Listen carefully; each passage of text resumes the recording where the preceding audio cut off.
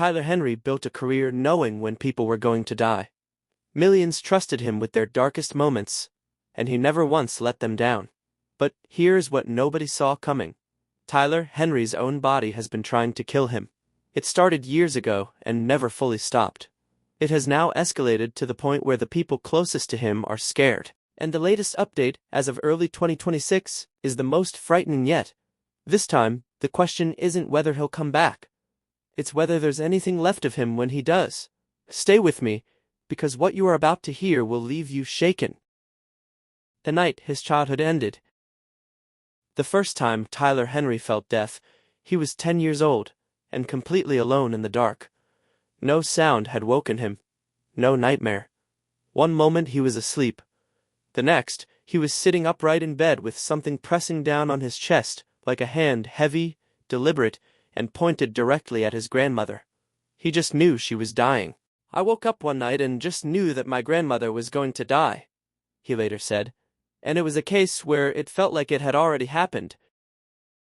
He jumped up and found his mother. The words came out wrong, looping back on themselves. Then the phone rang. His father was calling to inform them that Tyler's grandmother had just died. His mother turned to look at him. He had described what had happened before anyone called. Tyler ran to his room, locked the door, and sobbed so hard his mother could hear it through the door. He would later describe the experience not as predicting her death, but as remembering it like it had already happened somewhere inside him before she had taken her last breath. He called it terrifying, not magical. And after that night, it didn't stop. It got worse. The boy who knew too much. Before Tyler's body ever started failing him, his mind was being destroyed from the inside. In middle school, boys would chase him down hallways shouting, "Tell me when I die! Go on, tell me when I die!" They cornered him in bathrooms, shoving their faces at him, laughing. One afternoon, the ringleader grabbed Tyler by the shirt, fist raised, and yelled, "What do you see?" Tyler shut his eyes. Somehow, something came through. He saw the boy's aunt recently killed in a car accident. He described how the boy had cried with his father the night before. The fist stopped mid-air. The bullies filed out. Tyler had used the most painful thing about himself just to survive a Tuesday afternoon. High school brought something uglier. Adults from his conservative Christian church were caught whispering about bundling that devil. They planned to physically overpower a teenager because of something he was born with. Tyler walked away and carried it alone. Then there was Terry, his best friend, his first love. Terry had survived brain cancer as a child, but during their teenage years, Tyler sensed it had returned. This time, Terry would not survive. Tyler said nothing. He sat next to Terry, laughed with him, acted like everything was fine while the countdown ticked inside his chest. One afternoon, he tried to tell him. The words died. He pulled Terry into a hug instead and whispered, "I'm sorry." Terry called him a funny kid and walked away. He died exactly as Tyler had sensed. Tyler has called not being there at the end one of the deepest regrets of his life.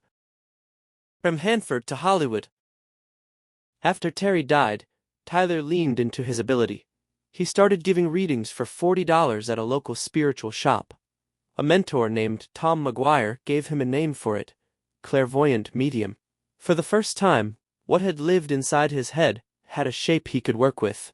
He graduated high school at 16, studied hospice nursing, and genuinely believed he could help people through the worst moment of their lives. Then Hollywood came calling.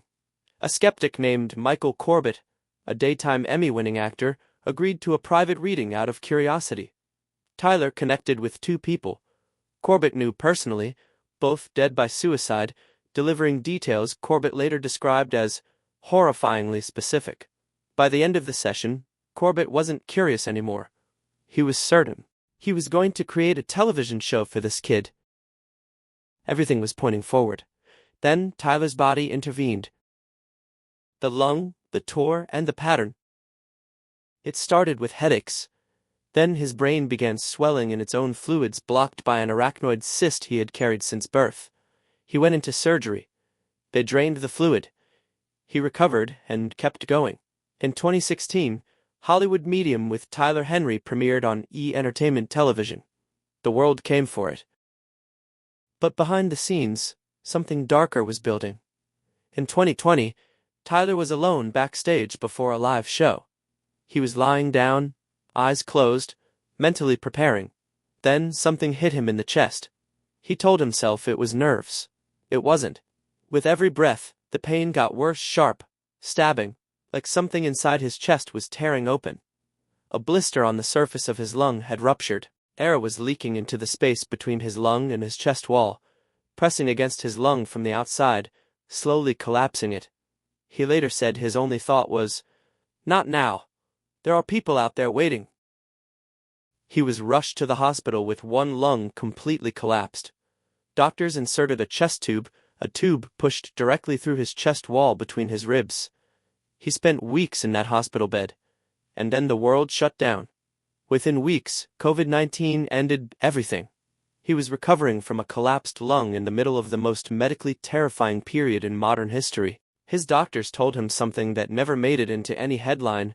Once a lung collapses spontaneously, the risk of it happening again increases significantly up to 50%. Every performance after that carried a quiet threat underneath it. He knew that. He kept going anyway. The wedding and the surgery.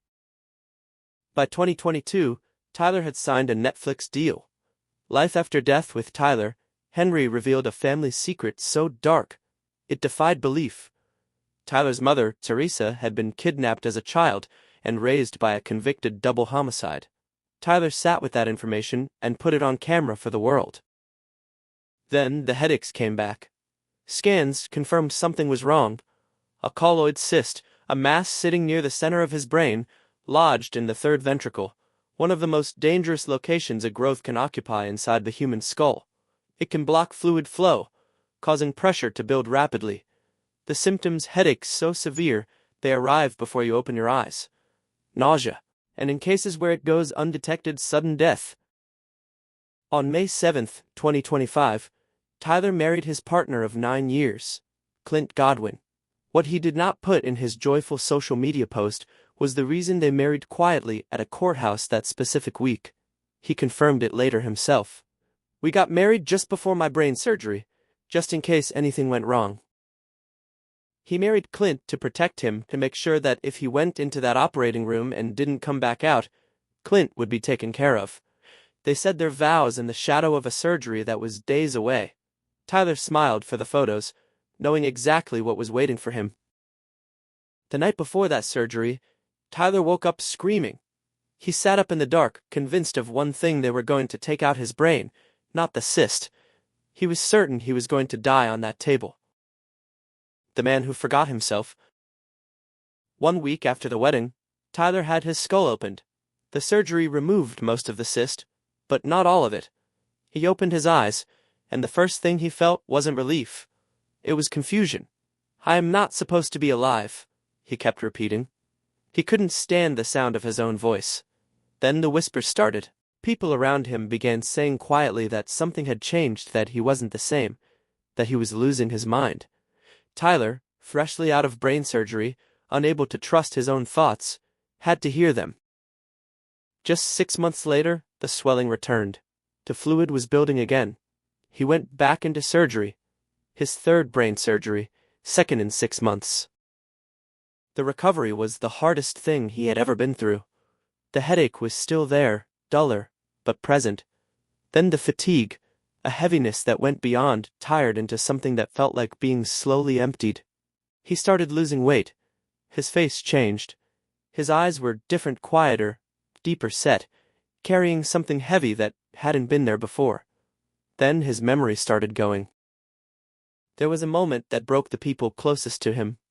Clint walked into the room, and Tyler looked at him, really looked at him, and for a few seconds, there was nothing in Tyler's eyes that said he knew who was standing in front of him. No recognition, no warmth. Clint saw it. He knew what it meant, and he said nothing because, what do you say when the person you married 6 months ago looks at you like a stranger in your own home?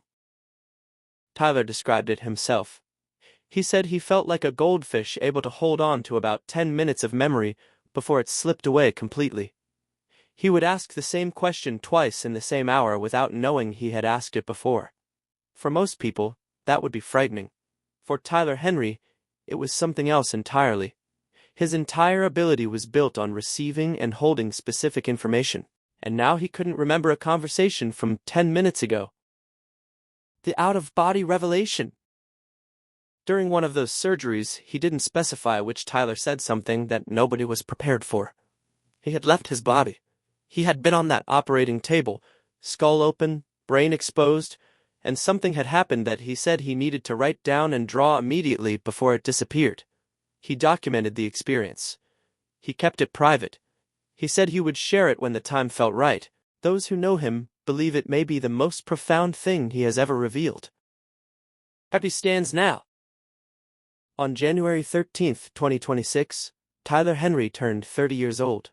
He has been through 3 brain surgeries, a collapsed lung, an arachnoid cyst at 18, a colloid cyst at 29, hydrocephalus, memory loss, a wedding 1 week before surgery. Just in case, a moment where his husband looked into his eyes and found no one home, and an out-of-body experience on an operating table. He posted about his birthday with gratitude. He talked about survival and growth, and the people who had stood by him. He said stepping into his 30s felt significant. He said he was optimistic, and maybe he was. Maybe after everything his body has done to him, genuine optimism is the only thing left that makes sense. Or maybe it's the only thing he has left to hold on to. In a recent interview marking his 30th birthday, Tyler admitted that his memory is gradually getting better, but that he still experiences blank spots where hours disappear.